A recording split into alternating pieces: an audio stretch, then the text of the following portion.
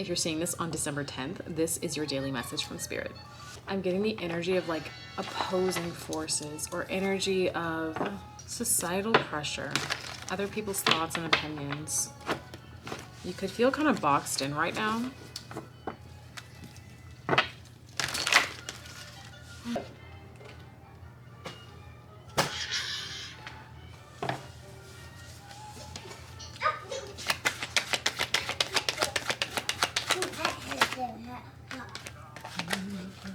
Don't see me fighting there.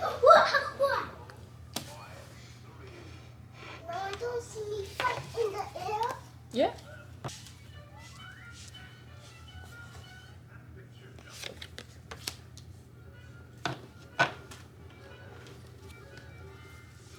The Empress at the bottom of the deck.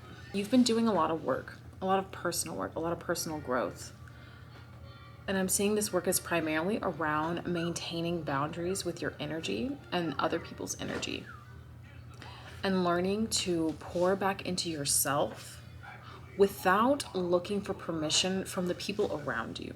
With the Seven of Wands, I see that you have really been on the defensive for quite a while.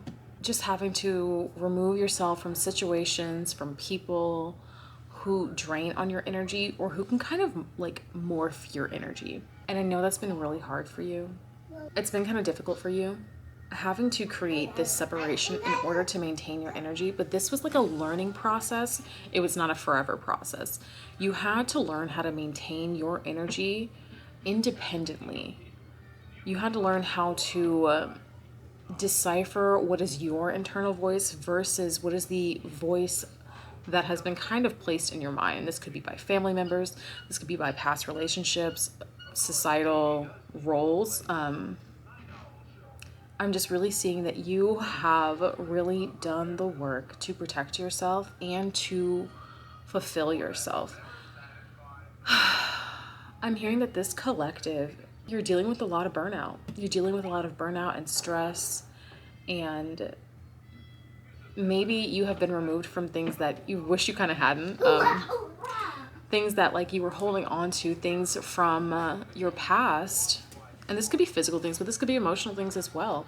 You were really holding on to them, and circumstances came about where you had to let these things go. And even though in the moment it was stressful and icky feeling, you realized the removal of those things were to help you. We have the Empress at the bottom of the deck, but also the Tower. These life lessons, these situations were for your highest good. Things had to break down in order to create space for this abundant life that you've been calling in. You've been calling it in, you've been manifesting, you've been visualizing, you've been doing all the things. The only thing that was left was to remove what was in the way. And there was quite a bit that was in the way. That's why this process, took so long. Or it feels like it's taking a really long time. Obviously, in the grand scheme of things, it's not that long. But no one wants to hear that. Your patience will be rewarded. Your patience will be rewarded. As long as you can let go of these things. And I don't even think it's a matter of because you will let go of them. They're not for you. They are from your past life. From your past life is a very interesting phrase. I meant to say past self, but it is a possibility. Yeah, a lot of this baggage I'm seeing could be from a past life or like ancestral trauma. I'm seeing a lot of money wounds. I'm seeing a lot of receiving wounds, inability to rest. That's coming up a lot for this collective, the inability to rest or the guilt associated with resting. And I feel like you've been put into this time period where you had to rest. There was nothing left but to rest. You could have lost relationships, jobs, housing. You've lost so much to make you be still, to make you sit down and actually deal with yourself. I know the vices were taken away. The coping mechanisms that you honed while you were in the very beginning of your healing phase, I'm not saying that those coping mechanisms were bad, but now we are turning you into the coping mechanism, if that makes sense. You have learned to soothe yourself. You've learned to recalibrate your energy, return to homeostasis, and you no longer rely solely on these vices or coping mechanisms.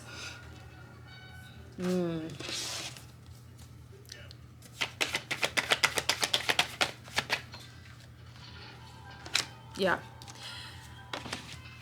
This is by design. It was not random. This is by design by your spiritual team. And it's acting as like a rebirth for you, as like a portal. This stillness is a portal. And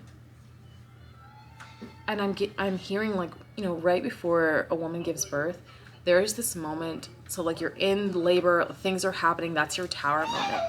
And then you know, you're in active labor. There's a period before the baby comes where it's just very quiet. It's very still. And in modern medicine, that's the time period they would try to, like, you know, encourage you to have a C-section. But that is the time period where a woman rests, builds up her energy for like the final push. And that's what's happening right now. You are right before the final push. This resting phase was for you to draw in your energy, draw up your power, so that when it's time to push, when it's time to push through, you're not burnt out, you're not depleted.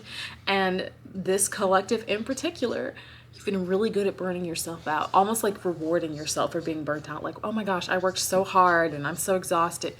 You should never have to work so hard that you are depleted. We do not pour from empty cups. And when our cup is getting low, we stop and we fill it. And you know that now. You know that now. You're no longer weary. You're no longer like, oh my God, like everything's everything's wrong and everything's going wrong around me. And you're no longer feeling those things. And even if you are, you're coming to a phase where you're moving out of that.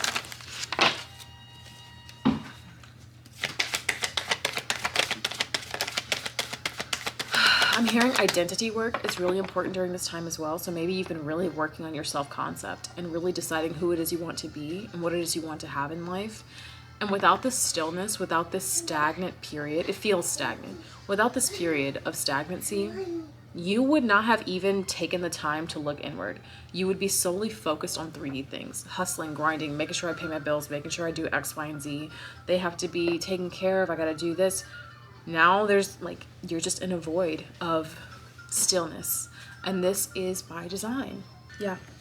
The stillness was by design so that you could tap into your heart space, but also into your mind. There was a disconnect between your heart and your mind. Your logical mind wanted you to kind of tackle things in a very specific way, but your heart, you know, was yearning for things that didn't logically make sense, or that you had to, that you kind of placed barriers between you and the thing that you wanted. Like, oh, you have to do this first, and then we got to do this first, and almost like checkpoints. Like, you have to go through all these checkpoints to have this thing, when in reality, if you decided to, you could just come around the side and have it anyway.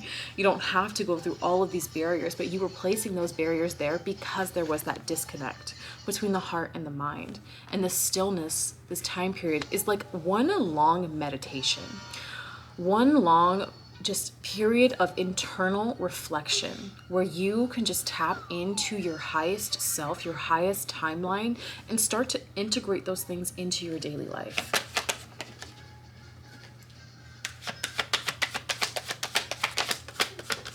Yeah. This is all about harnessing your energy and using it for good and finding out who you are, finding out what you want.